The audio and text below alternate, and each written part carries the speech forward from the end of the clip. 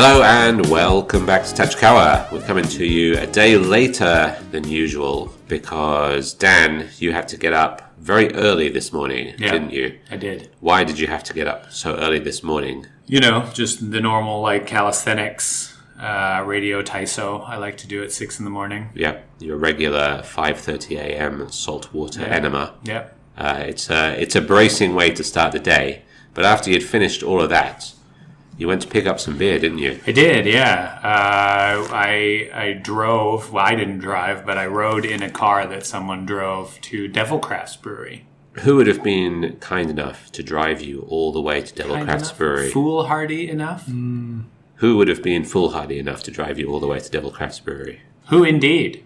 Some rando. Welcome back to Sakamichi Nights. Are we just going to call you Beard Matt? I like that. We both have beards, We but do. your beard is longer than mine. I think if we call one of you Beard Matt, we know who it is. Yes, it's the one with the longer beard. Welcome back to Sakamichi Nights, Beard Matt. Thank you. Thank you very much for your kindness in driving Dan all the way to and from Devil Craft's Brewery today. I'm guessing at least 5 toilet stops.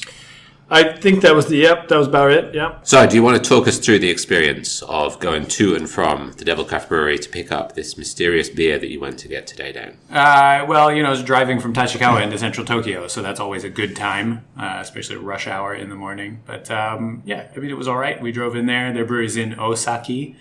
It's not at one of their restaurants. It's a standalone location. And nothing goes on there. Don't go there. If you're listening to this and you're like, man, I like Devil Craft, I'm going to check out their shit. It's not a place that you are meant to go and visit. It's not open to facility. the public. Yeah. But yeah, nice dudes there, and they got beer going on. We know those guys, so going in there, obviously, Beard Matt was not able to drink anything, but I tasted a few very tasty things. We let Matt smell them, so that was, was kind of us. I was really happy about it because they smelled phenomenal. Yeah. Really fantastic. But yeah, that was good. Got to try a couple beers, but the beer we picked up, have we said this already? No, Did we not say yet. what we were picking up? What do you Will say? we? Tell us. Shall we? Lay it on us. Sakamichi, and I assume Devil Craft as well, classic, Oni Koen. Yes. Triumphant return. It's one of your favorite beers, isn't it? It is my favorite Sakamichi beer. Wow, okay. Full on. It is, I would say, a very close second. Vying for first is Sweater Weather. However, Oni Koen is wholeheartedly. You like the crushables. It's a crushable beer, Yeah. Everything we make is crushable. That's true. It's very, very thirst quenching, especially on a warm day. I find myself drifting back to it every single time I do a bike ride and end up here. And yeah, it's a favorite. Your altruism in helping to bring all of this beer to our brewery is becoming more understandable. So I actually was surprised with this. I did not know it was Oni Koen we were picking up today. I only knew it was, hey, we need to pick up some beer. I said, sure, let's roll out. And when we got there, I saw Oni Koen on the top, and I think you had mentioned that we were picking it up today. I mean, I knew we were... Maybe? I don't know. I can't remember when we saw it, but we were on a need-to-know basis. That's what it Dan was. likes to keep the destination mysterious. That's it. Yeah. Just drive. I'll tell you the turns. Get in the car. That was your first time visiting Devil Craft's production brewery. It was. It's an interesting building. It is a fantastic brew house. I adore it. I've seen it for 5 minutes, and I adore it. Dan, you want to explain what's so unique about their brew house? It's on two. It's on 2 floors. The production facility, basically. So on the first floor, they have all of their tanks, their fermentation vessels, and their bright tanks. On the ground floor, yeah. On the first floor, and then on the second floor, On the first floor. there is a. On the second floor, then they have the brew house where they the whirlpool and the boiler and the hot liquor tanks and everything. So once they do the brew, it just feeds. It's gravity fed. Through a series of tubes down to the first floor into whatever fermentation vessel it lives in. It's pretty sweet. It's in like an industrial, not industrial park area, but industrial neighborhood. There's a bunch of fab shops around and stuff, and they're in a very serious kind of hardy structured building with I-beams and stuff running through it. So very visible I-beams. Definitely built to support the weight that they're putting on things. It's a cool facility. They put in a couple new, a smaller fermentation vessel and a smaller bright tank recently. Like 100, were they 100? 100, yeah. Which they can spin off a bit of wort and like for trial batches or things, or if they want to like make most of a batch into a specific beer, but take 100 liters off for barrel aging or to add a different adjunct to it or something. So they've got those squeezed in there now, giving them capability to do all kinds of new and interesting stuff. Interesting. It used to be a metal shop, didn't it? Some kind of metal fabrication shop. Yeah. It is an interesting walk from the station to their brewery as well. You walk past the paper recycling center and the soap factory. You're assailed by all kinds of sights and smells on the way from the station to their brewery. I will say that's really cool to see, having 100-liter tanks like that, so you can just pull off and just experiment. Like, it's like, hey, we've got a little bit extra on this run. Let's pull it off and test these new hops, or test out this timing, things like that. That I love that. That's one of the things I love about brewing. Yeah, you don't want to. I think their tanks are 1,000 liters. They're big ones, or close to. You can experiment with that, but there's risk involved when you experiment with stuff. So, if you want to play around with something interesting, you're not totally sure how it's going to go. It's much safer to play around with 100 liters of it than 1,000 liters of it. For sure. It would be really interesting to separate the wort, say make one batch of wort, separate out into 2 different tanks, and then add 2 different yeasts to it to see how they express themselves differently. Yeah. Lots of fun stuff going on there. So right now the Tama's Chocolate Orange Porter is on its last legs here. Yep. This is the final keg of that beer until the following Christmas. Is that an unofficial Christmas or official Christmas beer? That's a Christmas seasonal beer. Oh, okay. So we won't be making it again until the coming Christmas. Trucking. You've got to wait another 11 months. Come on! Once this beer's done. So once that kicks, then the triumphant return of Onikoen is probably going to be today, Friday, or tomorrow, Saturday, I guess, somewhere around there. All my dreams. Look forward to it. See if there's any left after Beard Nuts has had his fill. You better get in here quick. Update from the brewery, what we've been up to this week. We did another brewing batch on Tuesday. All the days are flying together. Tuesday, I believe. And it's another triumphant return. Could this be the first ever batch of Shibasaki Session that we have brewed on our system here? Hey-o. I'll answer my own question. Are you asking me? I hope so. Yes. I thought that's what we were doing. Yes, it can. Absolutely. It's going to be pretty much the same, the beloved favorite of everybody, with one minor difference, because one of the malts that we used in the recipe before comes from a particular importing company who shall remain nameless. And now that we're up and running here, I emailed them the other day to say, hey, great news, we've got our brewing license, we can start brewing. Please can you send me a stock list so we can purchase some things from you? You know what they said? No. We are not accepting new customers at this time. But please can you fill out this questionnaire about your business? No, I will not be doing that. You appear to have misunderstood this relationship. Must be nice. Goodness. To be in that kind of position where you can just turn flat out. No, thank you. No. It's every capitalist dream, isn't it? Yeah. You monopolize some goods that people want, and then you just act as a landlord. You extract rent from everybody without really having to do any work for it. But then they don't want our money, so we will make the beer very slightly differently without using that malt. I doubt that anyone will be able to tell the difference, though. So you've told them now. I'm telling people in the interests of transparency and openness. Okay. Glasnost over here, and Perestroika. This is a new era for Sakamichi Brewing. Right. Before everything was completely. We're moving forwards with our new brewery. I'm a reformer, right. And I'm sure that nothing is going to go wrong with any of these reforms. Never. So Shibasaki Session is a very quick beer to make, thanks to the fake yeast that we use. Ferments at 35. I checked the gravity just a couple of hours ago, and it appears to be almost done. Wow. Already? 2 days. Wow. It whistles through it very quickly. So it'll be another couple of weeks, maybe 3 weeks, before you see that one on tap. But yeah, coming mid-February, I expect. That's your brewery update for this week. Let me ask you about a brewery update. Go for it.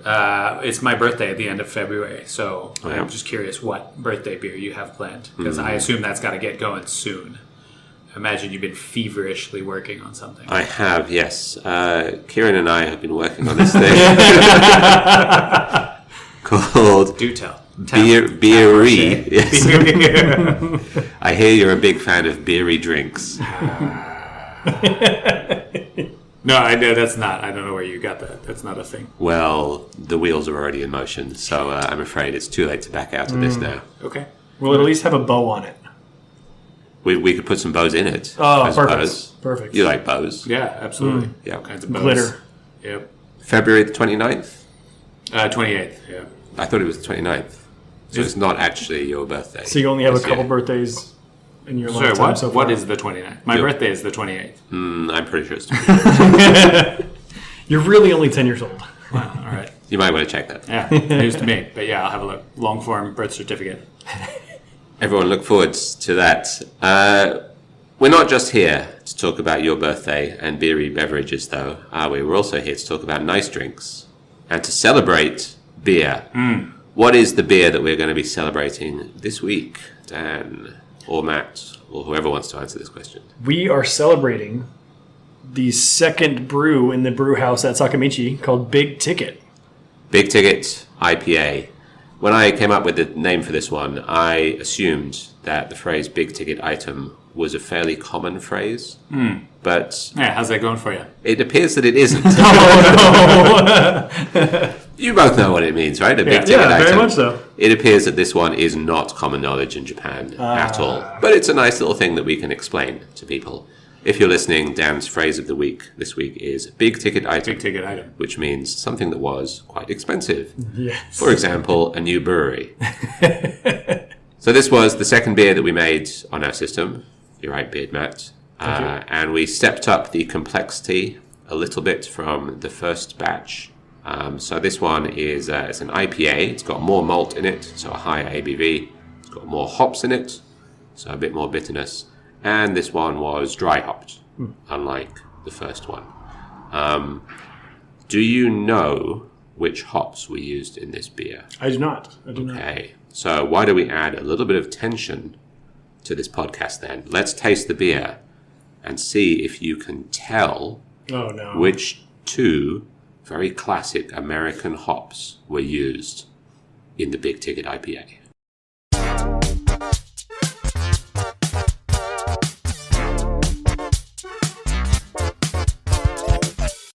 Right, we're back. The tension is palpable in this room. I'm scared. Matt, you just quickly ran to the toilet, I'm guessing, to Google the beer. I plead the fifth. Okay, don't want to incriminate yourself any further. Before we get into the flavour, though, why don't we talk a little bit about how it looks? I was quite glad when I poured the first glass of this, and it looked like beer. Yeah. Very reassuring. It's quite a nice kind of light amber, copper colour. What do you think, Dan and Matt? It has a little bit of. It's not clear, right? It has a bit of haze to it, but not Bit of chill haze haze. in the chill haze a bit. But yeah, it looks very nice. It's kind of down the bottom of the glass where you catch a bit of light. It's a bit lighter yellow, and then to a darker gold color as you get up where it gets in the thicker part of the glass. It's got a nice kind of clean white head as well. I think it's quite attractive. It's a nice looking beer. It does. It looks like a cartoon version of a beer, a platonic beer. For sure. What about the smell? Did you do the drive-by, Matt? Meow. There you go, a roadrunner in the room. Yeah. It's a nice slight pininess to it. And it has actually a nice subtle dankness to it. Nothing that's not aggressive or anything like that, but a very nice lightly vegetal, piney, earthy, pleasant aroma for sure. Funnily enough, that's exactly the description of my shower gel as well. Is that why you bought it? In this? Well, let's find out. That's why it's got the head. Aroma, piney, citrusy, slightly dank. Flavor, Dan, this is your wheelhouse. Yeah, I think it's you get a fair amount of the citrus character as well. I get like a bit of like lemon hard candy almost. Like there's a bit of citrus but sweetness backing it up. But this was like it has quite a strong malt backbone. I think that you get a load of the hops. It's definitely got a bitter bite to it, but it's not as hop forward as like some other like hazy IPAs and things that you get that really knock the hops on the head. You get a real nice balance to this. And I agree, the aroma has, I kind of came across to me as grapefruit and dank, but piney and dank I could see as well. So I think you get those two, and then that, once you drink it, that hits into the bitter bite and the lemony, citrusy nature, and then a bit of sweetness as well. It's like burning a grapefruit in an old cellar, isn't it? Exactly. That's what I was thinking. Took the words right Musty out of your mouth. grapefruit. Yeah. Musty grapefruit. Musty grapefruit. Flambe. Yes. What could be more delicious than that? It has, for the malt, we used pale wheat, a little bit of wheat for head retention, and then there's a decent amount of Vienna malt in here as well, which adds a slight biscuity sweetness to balance out what is quite a heavily hopped beer, isn't it? So as you say, I thought the balance was quite important on this one. Yeah. Any other tasting notes from either of you before we get to the quiz? I appreciate, as Dan said, the bitterness. I appreciate the bitterness that's in it because it doesn't dry out your palate. It gives it a good body. Excuse me. It gives it a good body without making your mouth a sandbox, which there are some IPAs out there that are super heavy-handed with their dry hopping that just leave you with a tongue like a Post-it note. Those like a very tight, kind of sparkly carbonation, right? It's like swallowing a sparkler almost. Like really kind of. Is this lit sparkler? Say sparkle? Yeah. I mean, okay. The one that you it's not stuck, a sparkler the until one you stuck light it, is it? into the Philosophically. grapefruit. It's a potential sparkler. Yeah. Schrodinger sparkler. Yeah. I guess anything could be a sparkler until you light it, right? There's no way of finding out. Even you. But so it's like sticking a lit sparkler into a grapefruit in a musky old cellar. Yeah, exactly. Is that what we're doing on the 28th? Yes. Oh, okay. Look forward to it. We're going to be celebrating Dan's Cellar. birthday the only way that's appropriate. We're going to have to dig a cellar before then, though. Oh, goodness. Good thing we got a month. So, yeah, I think it says sort of classic American IPA to me. And the hops that we used reflect that. There are two hops in this, and they are both, very commonly used American IPA hops. Dan, do you know what they are? Maybe. You think you might remember? Yeah. Okay, so Matt, why don't you have first shot at this? There are two hops in here. Two hops. There are two flavoring hops, flavoring and aroma hops. We used a beering hop, but you're not going to be able to taste that at all. And these were both used in the dry? Throughout the whole thing, yeah. Throughout the whole thing, So okay. the flavor, the aroma, and the dry hopping. Tracking. Between flavor and you saying quintessential American IPA, the ones that immediately come to my head, again, I'm nervous, but I'm going to say Simcoe and Centennial. Ooh. You got one of those right. Centennial. No. Well, all right. That's pretty good, though. That's very good. Dan. Simcoe and Cascade? Yes, correct. That is correct. Two really classic American IPA hops. I did spend the last 2 days like splitting up the hops into individual bags. Oh, goodness. So I know which ones are open back there. Yes. Also, I totally tasted them. Totally. For the record. That's really good. Well done. Yeah, I'm impressed. I'm very impressed at your palate. Cascade and Centennial are very similar hops, right? Sea hops. Yeah. Centennial is sometimes called Super Cascade.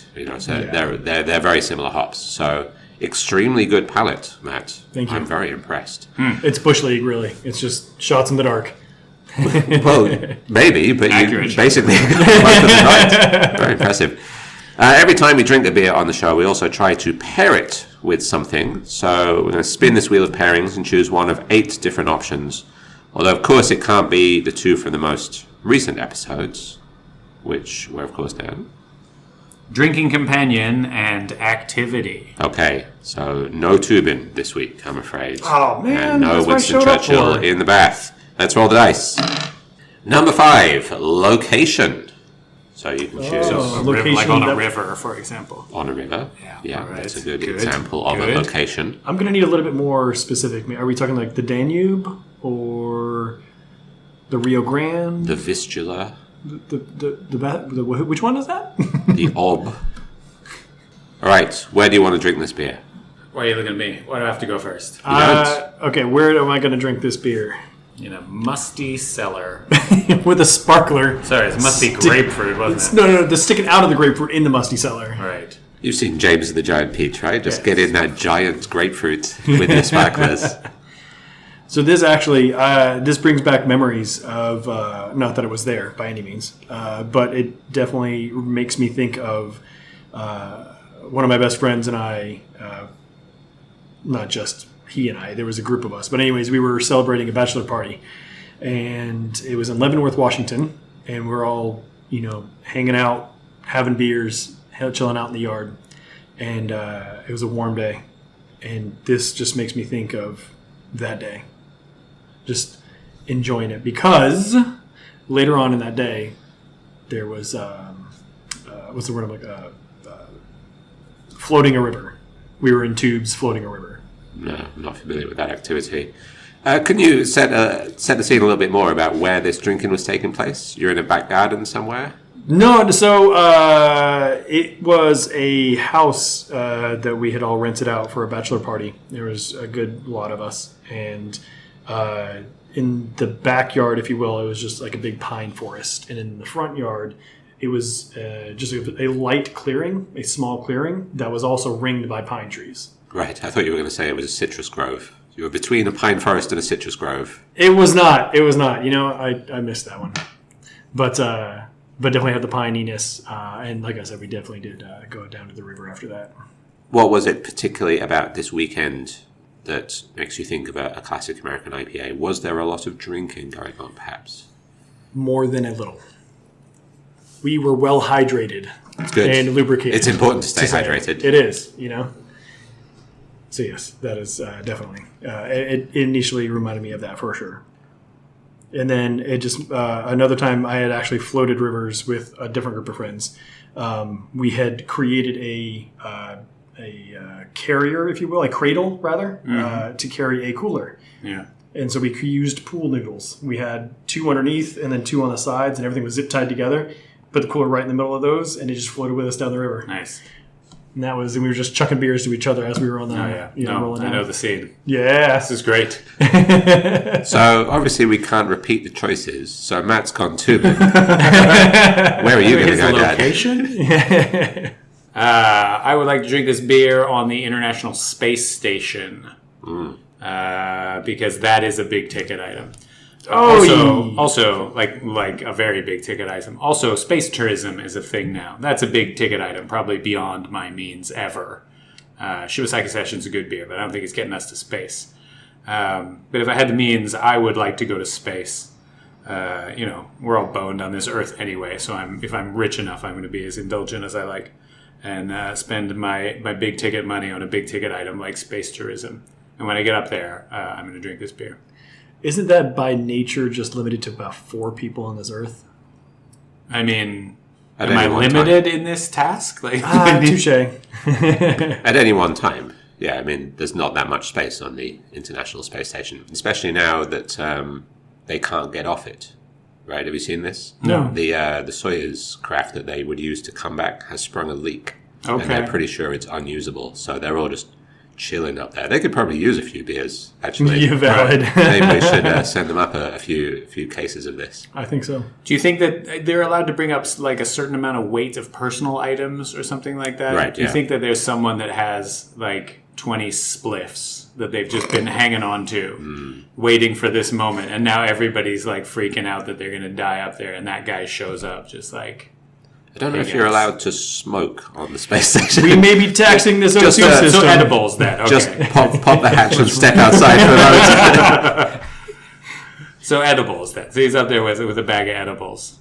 Yeah, I mean, technically, what legal jurisdiction does it fall under? It's in space. Yeah, that's right? true. You can do anything up there. You can do anything up there. like Is that why you want to go? Yet another reason why I want to go. Yeah. This is sounding better and better. So, first you can on have the, tubing. I'm going to be space tubing. first on the Well, slate dang. is drinking one of these big ticket IPAs. What's then- second on the slate? What's going on next? All kinds Maybe of drugs. slightly basically. less big ticket.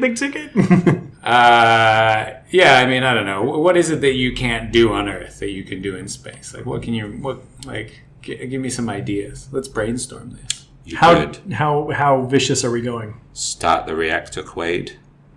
Oh, Okay. Yeah, I mean, you can't. You could start a reactor on Earth, though, can't you? Yeah, I suppose you? so, yes. If you want to get technical about it. Anyway, I would do some shit. Let's just leave it at that. We need to Okay. go into details. It's probably better if it's spontaneous, right? You don't want to plan these kind of things out. You might need to bring equipment, though, for your crime spree. That's true. Wait, who said it was a crime spree? Well, Is I it a guess crime if since, it's in since international nothing is space? illegal, Yeah, I can do anything. there are no courts. There are no laws to fit your crimes, Daniel Bellamy. It That's probably what I'm telling you depends. every week when you come in here. Yeah. There are no laws to fit your crimes. Only God can judge me. And he lives in space. So he's right up there. It's so convenient. All right, what's your choice? That's enough of this. I would like to drink a glass of this in mission control. As I am after flying him to ISS. no, as I am desperately trying to Sending regain out control of orbit. the situation and remotely firing the retro thrusters to deorbit the International Space Station as burn that's it up. the only way to prevent any more crimes being committed up there. I was like, you know what, guys? Stop killing people. It's been a good run. We're gonna kill you but We'll do it better the second time. we're just going to have to bring this one down. Step 1, space laws. So yeah, I think I'd Okay. put my feet up on the desk. Once you've like spun me into space, or No, into the we're atmosphere? firing the retro thrusters. We're burning you up in the Right, atmosphere. okay. I'd put my feet up on the desk and speak very slowly and clearly into the microphone that is addressing you all on the PA system. Right. well, you'd have to Say- after the edibles and spliffs. I'm sorry, guys. That's it. You've had a good run, but we will be firing the retro thrusters in 5 seconds. And I think in that's going to be a very stressful situation for me. Right? As I push that button, I'd probably want a gonna- drink to relax. Yeah, I'm probably going to be wishing that I'd saved my big ticket IPA Yeah. Hey, gentlemen, for you, that time. gentlemen, you remember that So many regrets. that Russian cosmonaut? You're about to join him. Yes. Well, on that bombshell. Oh, It's a good beer, and I'm pleased that it's... For a variety of situations. Yep. apparently I think too small. Tubin Tubing committing down a river space in an crimes. actual Earth planet. or deorbiting the space station. I mean, that is kind of the ultimate tubing, though, isn't it? You're in a big tube circling the Earth. Sweet. That is a tube, right? And you're circling the Earth at several hundred kilometers per second, or whatever it is. It's hard to think of a more extreme version of tubing than that. You're not wrong. Yeah. You rig a cooler up sort of on a rope outside that would keep the beers nice and cold. Bring the cooler along. We're good. Well, quite a picture that you've painted there, Dan. Yeah, all me. Yeah, thanks. Speaking of good beers, do we have anything coming up in Fridge this coming weekend that you think people ought to know about? I ordered a mixed case from Toppling Goliath. You know Toppling Goliath? Yeah. That's Pseudo that Sue. King Sue, Yeah. Sue action. So King Sue and Pseudo Sue, which are their two their flagship beers.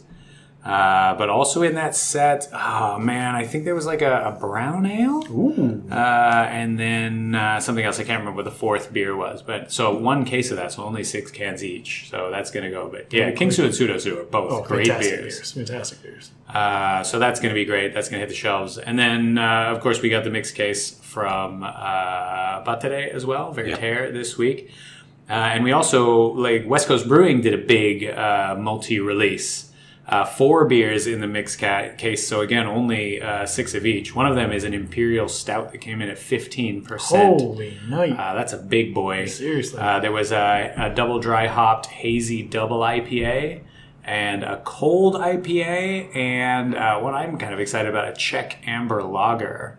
Sounds very nice to me. So they usually only release, like, it's usually 2 new releases for them a week, sometimes 3. So 4 new releases in a week is pretty cool. Yeah. But it does mean that we only got 6 of each, Right. which means they're going to be going fast. Legit. Those arrive at about, between 12 and 2 on Friday. And if they make it to 6 o'clock on a Saturday, I will be surprised. Legit. Yeah, those are going to go. Amber sounds good. Yeah. Yeah. Lots of good beers coming up. Stay tuned for more information about those. Thank you very much for joining us again, Matt. Thank you for your largesse in driving Dan to the brewery and watching him drink some beers and then driving him back here again. Totally my pleasure until I saw him drinking the beers when I was driving. That was... Oh. They were good, though. I mean, They were good? like, were they good? You know, Yeah. Yeah. I don't know if you missed that part. I- They were really delicious. Can you remind me? Yeah, I mean, the first one was an Imperial Stout that was really delicious. And then the second one was an IPA that was even more delicious. That jog your memory at all? A little, slightly. Make you feel better about Slightly. it? No, not really. They were great. Okay, We cool. have no laws to fit your crimes. Thanks for joining us. Totally Matt, my pleasure. It's been great talking As to always. you. Thank you for your many crimes, Dan. And we will see you again next week. Thanks for listening, Beard Mats. In the atmosphere.